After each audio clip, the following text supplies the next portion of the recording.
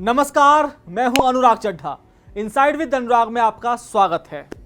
दोस्तों, आज मैं आपसे बात करना चाहता हूं भारतीय जनता पार्टी के उन नेताओं के बारे में जिनको मुख्यमंत्री बनने का बहुत शौक है, लेकिन उनको ये मालूम है कि योगी आदित्यनाथ के रहते हुए हम लोग यूपी का मुख्यमंत्री बिल्कुल नहीं बन पाएंगे।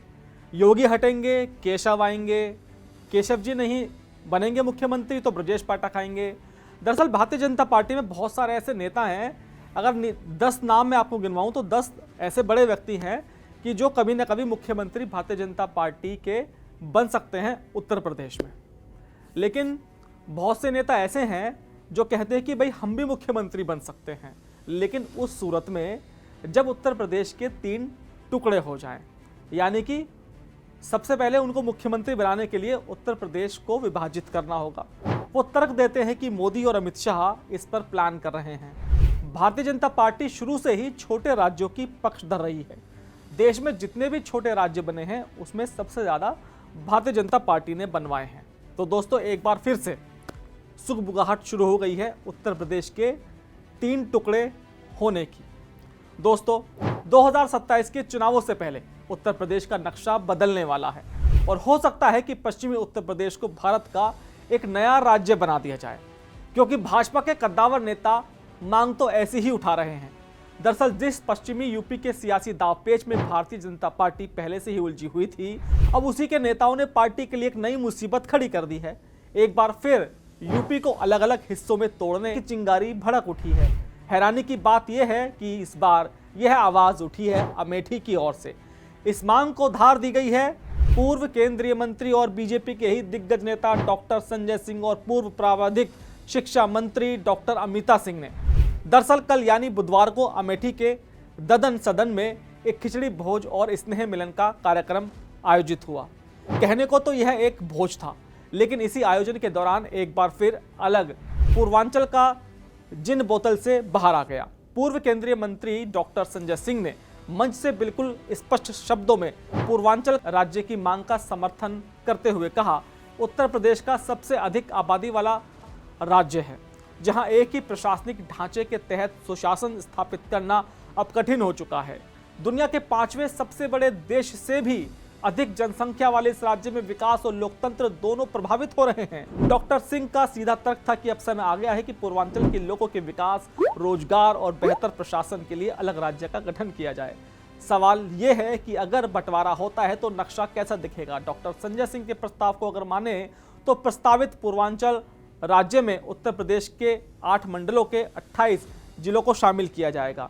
इसमें पीएम मोदी का संसदीय क्षेत्र वाराणसी, चंदौली, जौनपुर, गाजीपुर और आजमगढ़ से लेकर कुशीनगर, बस्ती, सिद्धार्थनगर और संत कबीर नगर जैसे जिले शामिल होंगे।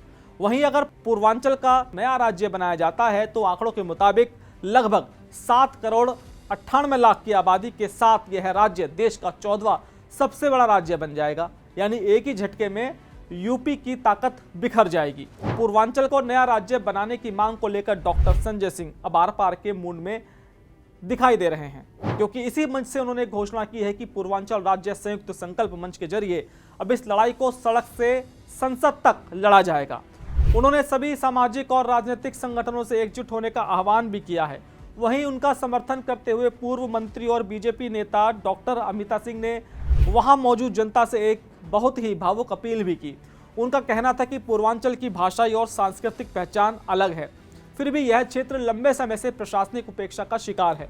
डॉक्टर अमिता सिंह ने कहा कि पूर्वांचल के पास प्राकृतिक संसाधन है, उपजाऊ जमीन है, लेकिन फिर भी वो पिछड़ा है।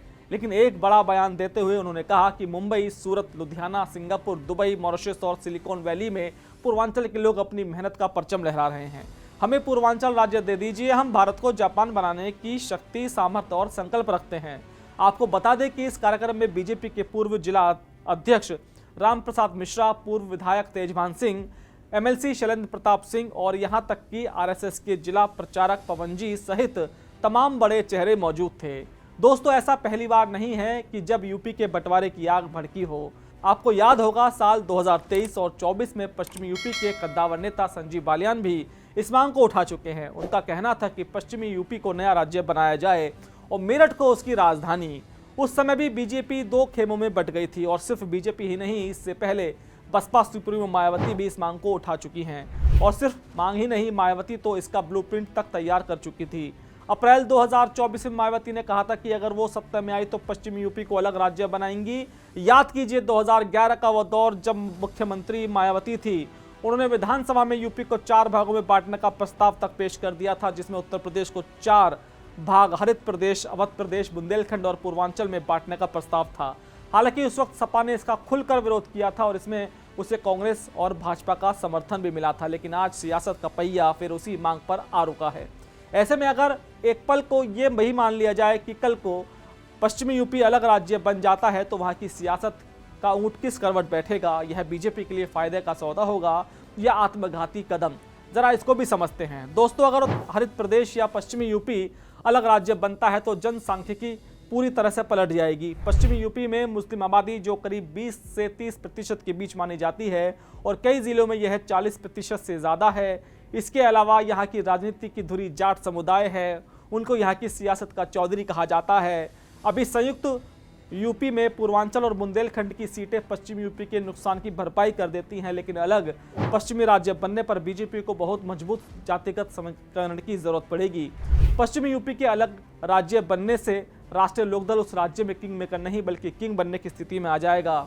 अभी जयंत चौधरी बीजेपी के साथ हैं, इसलिए यह गठबंधन पश्चिम में क्लीन स्वीप कर सकता है, लेकिन अलग राज्य बनने पर आरएलडी का कद इतना बढ़ जाएगा कि वो बीजेपी को आंखें दिखाने की स्थिति में आ जाएगा। जाट, गुजर और किसान वोट बैंक पर उनकी पकड़ निर्णायक होगी। साथ ही अलग पश्चिम राज्य में दलित, मुस्लिम या यादव मुस्लिम समीकरण किसी भी पार्टी को सत्ता के करीब ले जा सकता है। यानी वो बीजेपी आज पूरे यूपी में राज कर रही है, उसे अलग पश्चिम राज्य में हर चुनाव में लोहे के चने चबाने पड़ सकते हैं। यही वजह है कि बीजेपी का शीर्ष नेतृत्व इस मांग पर बहुत फूक फूक कर कदम रखता है। खैर, पूर्वांचल पश्चिम यूपी का खुद का एक अलग राज्य बनना अभी दूर की कौड़ी माना जा सकता है, लेकिन नए राज्य के गठन को लेकर संविधान क्या कहता है, क्या राज्य बनाना इतना आसान है, उसको भी जरा समझते हैं। भारतीय संविधान का अनुच्छेद 3 संसद को यह शक्ति देता है कि वह नया राज्य बना सकती है। जब किसी राज्य को बांटने का प्रस्ताव आता है तो राष्ट्रपति उस प्रस्ताव को संबंधित राज्य की विधानसभा के पास राय मशवरे के लिए भेजते हैं, जिसके बाद विधानसभा अपनी राय देती है। लेकिन विधानसभा की यह राय संसद पर बाध्यकारी नहीं होती। यानी अगर यूपी विधानसभा मना भी कर दे तब भी अगर दिल्ली चाहे तो राज्य बंट सकता है। अंतिम फैसला संसद के साधारण बहुमत से होता है। जैसे सन 2000 में यूपी से उत्तराखंड अलग हुआ, 2014 में तेलंगाना बना, वैसे ही यह भी संभव है। लेकिन सबसे बड़ा रोड़ा है राजनीतिक इच्छा शक्ति। इस मामले में सीएम योगी आदित्यनाथ का स्टैंड बिल्कुल क्रिस्टल क्लियर है और यूपी के बंटवारे के सख्त खिलाफ हैं। पिछले साल जनवरी में ही सीएम योगी ने कहा था कि उत्तर प्रदेश की ताकत उसकी एकता में है, एक रहकर ही हम बड़ी अर्थव्यवस्था बन सकते हैं, बटा हुआ यूपी कमजोर होगा। सीएम योगी का मानना है कि यूपी एक विशिष्ट पहचान वाला राज्य है और इसे एकजुट रहकर ही अपने लक्ष्यों को हासिल करना चाहिए। पूर्वांचल को लेकर एक तरफ बीजेपी अपने ही सांसद और पूर्व मंत्री अलग राज्य बनाने की मांग कर रहे हैं, जापान बनाने का सपना दिखा रहे हैं, दूसरी तरफ सूबे के मुखिया योगी आदित्यनाथ अखंड उत्तर प्रदेश का मत रखते हैं। अमेठी से उठी यह चिंगारी क्या दिल्ली तक पहुंचेगी? क्या 2027 के चुनाव से पहले पश्चिमी यूपी के एक नए राज्य की मांग भाजपा के लिए एक नई मुसीबत बनेगी, या हर बार की तरह 1-2 दिन में वापस ये मुद्दा ठंडे बस्ते में चला जाएगा? ये देखने वाली बात होगी। दोस्तों, मेरा ये विश्लेषण आपको कैसा लगा कमेंट बॉक्स में ज़रूर लिखकर बताइएगा। साथ ही साथ मेरे चैनल को सब्सक्राइब करना बिल्कुल मत भूलिएगा। तो दोस्तों, आपसे मुलाकात होगी किसी दूसरी खबर के साथ। नमस्कार।